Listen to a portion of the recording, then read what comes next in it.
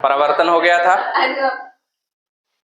आज का है प्रकाश का अपवर्तन। प्रकाश के अपवर्तन में आपको बतलाया गया प्रकाश का अपवर्तन कहते हैं किसे है। तो जब प्रकाश की किरण एक माध्यम से दूसरे माध्यम में प्रवेश करती है तो वो अपने मार्ग से विचलित हो जाती है। प्रकाश की इस घटना को क्या कहते हैं?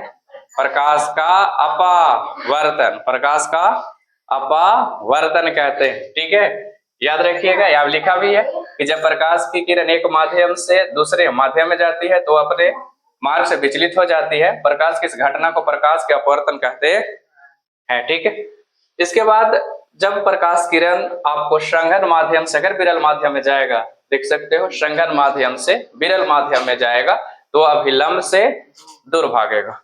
अभिलंब से कहां भागेगा? दूर भागेगा। संघन माध्यम विरल माध्यम क्या होता है?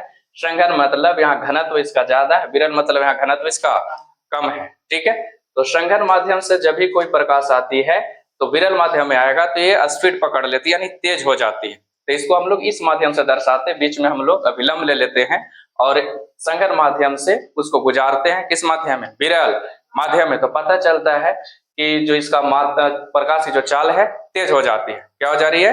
तेज हो जा रही है, जिसका मतलब है कि वो अभिलंब से दूर भाग रही है। इसीलिए क्वेश्चन आपसे पूछा जाएगा कि जब प्रकाश की किरण संघन माध्यम से विरल माध्यम में जाएगा तो वो अभिलंब की ओर झुकेगा या अभिलंब से दूर भागेगा या सोझ ही निकल जाएगा।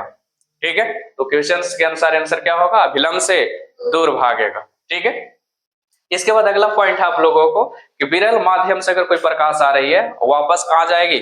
संघन माध्यम में। ठीक है, तो विरल माध्यम का मतलब यहाँ घनत्व इसका कम है और संघन का मतलब घनत्व इसका ज्यादा है। ठीक है, तो यहाँ से तेज से आ रहा था लेकिन इधर घनत्व जैसे ज्यादा मिला इसकी स्पीड क्या हो गई? कम हो गया, जिसके कारण ये अभिलंब की ओर झुक गया। जाना चाहिए था उससे इस मार्ग से लेकिन वापस आ गया अभिलंब की ओर। तो क्वेश्चन से यहाँ भी बनता है कि अगर कोई प्रकाश की किरण विरल माध्यम से संघन माध्यम में जाएगा तो किधर की झुकेगा या भागेगा? आंसर होगा अभिलंब की ओर झुक जाएगा। ठीक है, तो बोलिए डेफिनेशन के अनुसार अपवर्तन आपको समझ में आया? क्या बोला गया कि जब कोई प्रकाश की किरण अपने माध्यम से एक माध्यम से अगर दूसरे माध्यम में जा रहा है, वो अगर वो अपनी चाल से क्या हो जा रही है? विचलित हो जाती है। तो इस घटना को क्या कहते हैं? प्रकाश के अपवर्तन। तो यहाँ देखो वही हो रहा है, प्रकाश की एक किरण है, संघन माध्यम है और एक विरल माध्यम है। संघन माध्यम से विरल माध्यम में आया तो अपनी मार्ग से विचलित हो गया। जाना चाहिए था उसे इस मार्ग से लेकिन ये चला गया, अलग होके गया, यानी विचलित हो गया कि नहीं? विचलित मतलब उस मार्ग से अब नहीं जा करके किसी अलग मार्ग से जा रहा है। तो यहाँ पे बोला जाता है ये अभिलंब से दूर जा रहा है। इसको क्या बोला जाता है? अभिलंब से दूर जा रहा है। कोई दिक्कत? दूसरा है कि एक और प्रकाश का किरण है जो विरल माध्यम से जा रहा है संघन माध्यम में, और अगर विरल माध्यम से संघन माध्यम में जा रहा है तो उसको जाना चाहिए था इस मार्ग से, लेकिन संघन माध्यम होने के कारण वो अपने मार्ग से क्या हो गया? विचलित हो गया, यानी उस मार्ग से न जा करके वो मार्ग से धीमा पड़ गया और ये साइड हो गया। विचलित मतलब समझ रहे हो? उस मार्ग से न जा करके किसी अन्य मार्ग से जाना। तो यहाँ पे देखा जाता है ये अभिलंब की ओर आया है, इसीलिए इसको कहा जाता है कि जब विरल माध्यम से कोई प्रकाश की किरण संघन में आएगा तो अभिलंब की ओर झुक जाएगा। संघन विरल आपको समझ में आया? संघन का मतलब भीड़ भाड़ वाली जगह से समझ सकते हो और विरल का माध्यम मतलब साफ सुथरा जगह। समझ रहे हो? जैसे शहर का तुलना कर सकते हो। बतलाओ, संघन एक शहर है लेकिन शहर से जैसे बाहर निकलोगे तो जो रोड मिलेगी शहर से अलावा वो रोड होगा विरल। तो बतलाओ गाड़ी स्पीड पकड़ेगी? बोलो, सिंपल से यही तरीका है। संघन मतलब ढेर मनी आदमी है, भीड़ भाड़ है, तो वहां क्या स्पीड में गाड़ी चलाओगे? नहीं। लेकिन जैसे विरल का मतलब है साफ सुथरा। साफ सुथरा मतलब एकदम जगह जगह सिग्नल मिला हुआ है, धर के उड़ा दीजिए। ठीक है, ट्रेन के सिग्नल से समझ सकते हो। ट्रेन के सिग्नल जब संघन मतलब बहुत सारे गाड़ी अगर पटरी पे की रेलवे लाइन पे आ गई है तो सिग्नल रेड दिला दिया जाता है कि भाई आगे सिग्नल नहीं है, या फिर पीला जला दिया जाता है, धीमा धीमा जा सकते हो क्योंकि आगे गाड़ी लगा हुआ है। ठीक है, और जैसे उससे सिग्नल हरा मिलता है मतलब विरल माध्यम है, अब कोई उधर है ही नहीं, आप आराम से गाड़ी तेजी करके ले जा सकते हो। तो प्रकाश में कुछ इसी प्रकार की घटना है, इस घटना को कहते हैं प्रकाश का अपवर्तन। एक होती है, इसमें नियम पढ़ना है आपको, अपवर्तन के नियम। किसका नियम है? अपवर्तन के नियम। ये क्या कह रहा है भाई, कह रहा है किन्हीं दो माध्यमों के बीच आपतन कोण की ज्या और अपवर्तन कोण की ज्या का अनुपात सदैव नियत रहता है। अब इसे हम स्नेल का नियम कहते हैं। इसे कौन से नियम के नाम से भी जानते हैं, स्नेल के नियम से जानते हैं। एन बराबर साइन आइन बटे साइन आर, ये किसका नियम है, स्नेल का नियम, या इसी को अपवर्तन के नियम भी कहते हैं। तो अपवर्तन के नियम का मतलब समझ में आया आपको, इन्हीं दो माध्यमों के बीच आपतन कोण की ज्या और अपवर्तन कोण की ज्या का जो अनुपात होगा उस अनुपात को क्या कहते हैं, अपवर्तन के नियम, या इसी को स्नेल का नियम। इसको याद रखिएगा, साइन आर बटे साइन आर पूछता है किसका नियम है, तो स्नेल का नियम। किसका नियम है ये, स्नेल का नियम। वहां साइन आई तो साइन आर आपको नजर आ रहा होगा, ठीक है।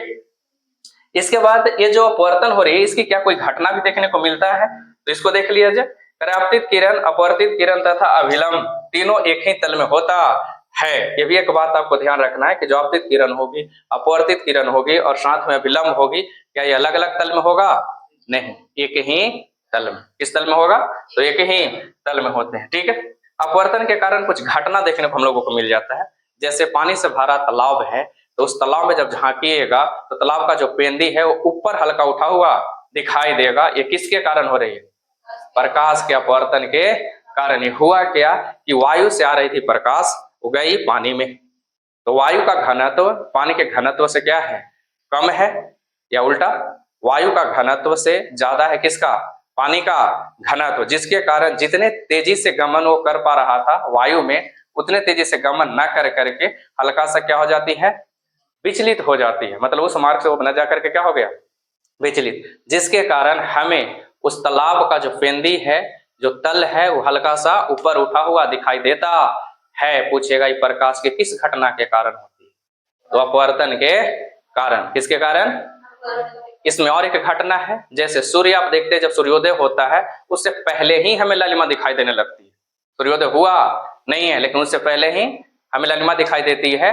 तो किसके कारण होती है, अपवर्तन के कारण। किसके कारण होगी, अपवर्तन के कारण। या फिर सूर्यास्त हो जाती है लेकिन हमें 2 मिनट तक वो चीज नजर आती रहती है, सूर्य जो है हमें लमसम 2 मिनट तक दिखाई देती रहती है, सूर्य की लालिमा जो है, वो किस घटना के कारण, अपवर्तन के कारण। तो कुछ मुख्य बातें हैं जो अपवर्तन की घटना के कारण होती है। या बाल्टी में आप सिक्का वाला भी क्वेश्चंस देखे होंगे, बाल्टी में अगर पानी भरा हुआ है और वो सिक्का अगर डाला हुआ है तो सिक्का ऊपर उठा हुआ दिखाई देगा, किसके कारण, प्रकाश के अपवर्तन के कारण।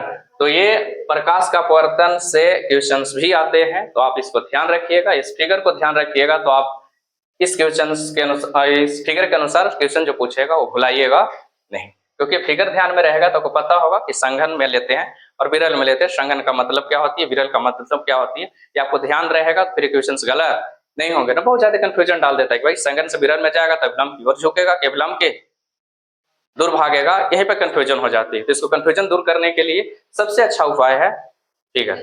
जैसे क्वेश्चन पूछेगा सबसे पहले आपको क्या बना लेना है, फिगर बना लीजिए, फिर आपको समझ में आ जाएगा। बता ही दिया संघन